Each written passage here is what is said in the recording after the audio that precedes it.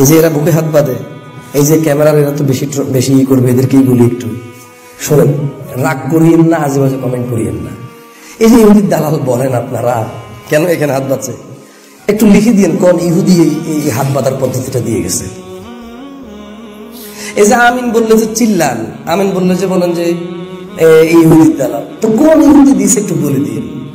যদি দেখতে পারি যে বেটা ইহুদি, ইনশাল্লাহ কালকে ছেড়ে দেব। আর যদি দেখতে পান যে না বেটা ইহুদি না, তাহলে আমার কথা যে রুকু থেকে উঠে হাত তুলতেন, আপনি মেনে নিন। সত্য গ্রহণে কোনো অহংকার নাই। আপনি জানেন না এর মানে এই নয় যে জিনিস নাই। শোনেন, এই যে মসজিদ থেকে বের হওয়া বলেন, আচ্ছা একবারে সব বাদ দিলাম, তো আপনারাই তো বলেন যে এটা হাম্বলি মাযহাবে করে, এটা শাফি মাযহাবে করে, তো ওরা যে বাইর করলেন তার মানে ইমাম শাফি, ইমাম হাম্বল, আহমেদ বিন হাম্বল আসলে কি ওনাকে বাইর করে দিতেন? বলে যে না না, কেমনে বাইর করবো, উনি ইমাম। তো উনি ইমাম, ওনাকে বের না করলে ওনার মতো যিনি করছে ওকে কেন বের করবেন? দুজন তো একই কাজ করতেছে, দুইজন তো কেন আলাদা করতেছেন? বিভক্তি করিয়েন না।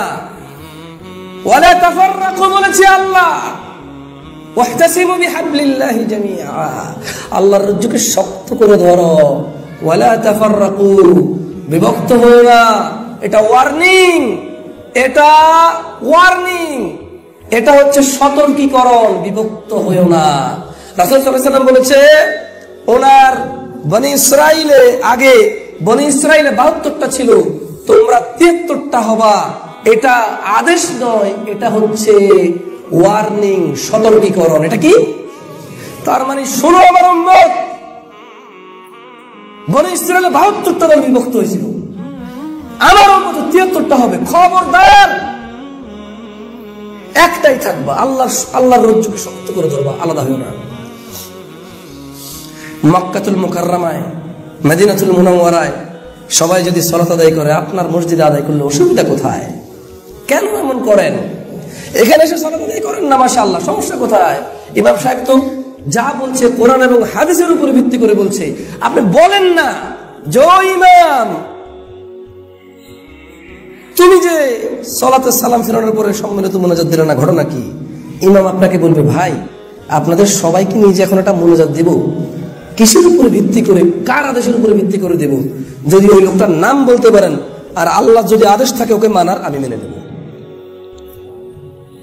আরে আপনি মুহাম্মদ সাল্লাল্লাহু আলাইহি ওয়াসাল্লামকে কেন নবী মনে করেন? আপনি মনে করেন যে এমনি এমনি মুহাম্মদ সাল্লাল্লাহু আলাইহি ওয়াসাল্লামকে নবী মনে করেন? না, আল্লাহ ওনাকে মনোনীত করছে, তাই আপনি ওনাকে নবী বলেন। সাল্লাল্লাহু, আল্লাহ ওনাকে রাহমাতুল লিল আলামিন বলছে, তাই আপনি রাহমাতুল লিল আলামিন বলেন। আল্লাহ ওনাকে সুপারিশ করার অনুমতি দিবেন, তাই উনি সুপারিশ করবেন, এটাই আপনি এটা বিশ্বাস করেন। আল্লাহ ওনাকে শেষ নবী হিসেবে মনোনীত করছে, তাই আর নবী আসবে না। তার মানে আপনি মুহাম্মদ সাল্লাল্লাহু আলাইহি ওয়াসাল্লামকে এমনি এমনি মানতেছেন না। কে বলার কারণে মানতেছেন? কে বলার কারণে মানতেছেন?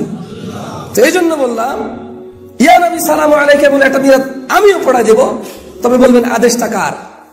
যদি ওই লোকটার নাম বলতে পারেন আর ওই লোকটাকে মানা আমার জন্য যদি ফরজ হয়, ওয়াজিব হয়, নফল হয়, সুন্নত হলে মেনে নেব, আমিও করে ফেলবো ইনশাল্লাহ। একটা অহংকার করিয়েন না। আর কিভাবে বুঝাবো, বলো? আর জানি না, ওয়াল্লাহি জানি না, জ্ঞান এখানেই শেষ। অহংকার করিয়েন না। আল্লাহ আমাদের সবাইকে বুঝার তৌফিক দান করুন।